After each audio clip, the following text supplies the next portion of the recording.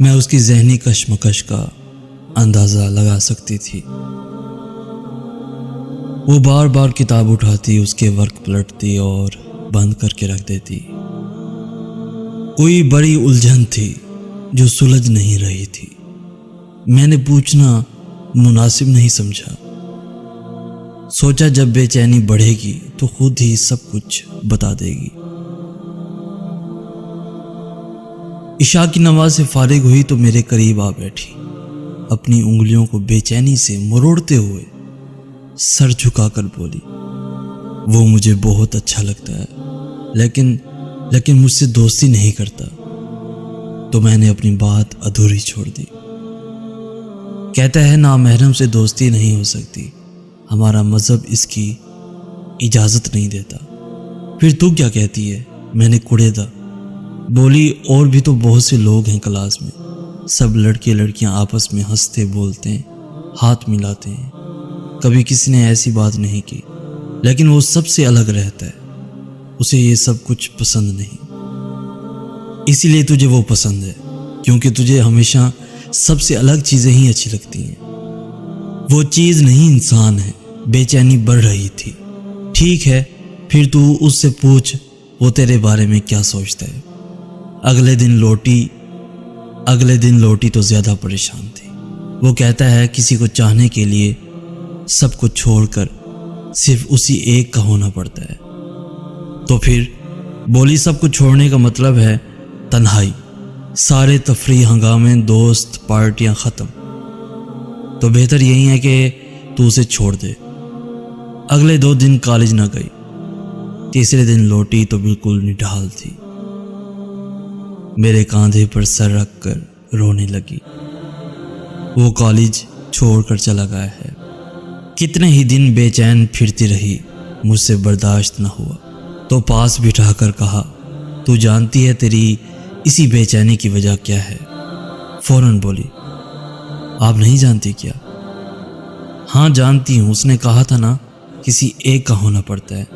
جلدی سے بولی، لیکن وہ ایک تو چلا گیا، بتائے بغیر، موقع دیے بغیر۔ اگر کچھ مہلت دے دیتا تو اس کی خاطر سب کچھ چھوڑ دیتی۔ جو تیرے لیے تھا ہی نہیں، وہ تیرا کیسے ہو جاتا؟ اس کے لیے بے چین ہونا چھوڑ دے۔ وہ خاموش بیٹھی اپنے آنسو پیتی رہی۔ ذرا یہ تو بتا تیری زندگی میں نماز روزہ کہاں کھڑے ہیں؟ قرآن کس درجے پر ہے؟ آخری سجدہ کب کیا تھا تو نے؟ ندامت سے سر جھکا کر رونے لگی۔ سکون چاہتی ہے تو اللہ کی ہو جا، اس سے دل لگا لے، اس کی چاہت میں ڈھل جا، پھر دیکھ وہ تجھے کیسے نوازتا ہے۔ یہ تو بہت مشکل راستہ ہے، عجیب لہجہ تھا اس کا۔ نہیں یقین پختہ ہو تو راستے استوار ہو جاتے ہیں۔ مطلب یہ کہ وہ تو چلا گیا، لیکن تیرے لیے ایک راستہ کھول گیا، اللہ کا راستہ، سکون کا راستہ۔ قرآن پاک میں اللہ تعالیٰ ارشاد فرماتے ہیں، اور جو اللہ پر ایمان لائے اور اچھا کام کرے تو اللہ اس کی برائیاں اتار دے گا اور اسے باغوں میں لے جائے گا جن کے نیچے نہریں بہتی ہیں، اور وہ ہمیشہ ان میں رہیں گے۔ یہی بڑی کامیابی ہے۔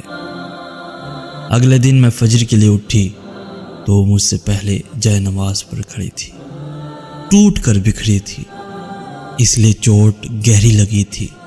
چوٹ گہری ہو تو درد بھی شدید ہوتا ہے۔ تڑپ کر ایسا روئی کہ اوپر والے کو اس پر رحم آ گیا۔ اس کی بے چینی اور بے قراری کو سکون میں بدل کر اسے گہری نیند سلا دیا۔ آہستہ آہستہ شور ہنگامے اس کی زندگی سے دور ہوتے گئے۔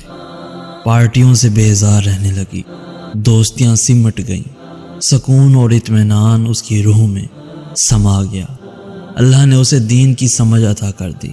بے شک وہ بڑا مہربان اور رحم کرنے والا ہے۔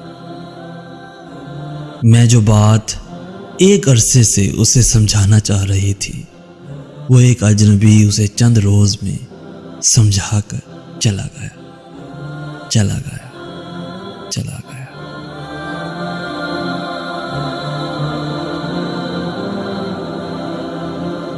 پیارے دوستو، اگر آج کا میسیج آپ کو پسند آیا ہے تو اپنے دوستوں کے ساتھ ضرور شیئر کیجیے گا، اور ایسی ہی ویڈیوز روزانہ حاصل کرنے کے لیے ہمارا چینل ضرور سبسکرائب کیجیے گا۔ جزاک اللہ خیر۔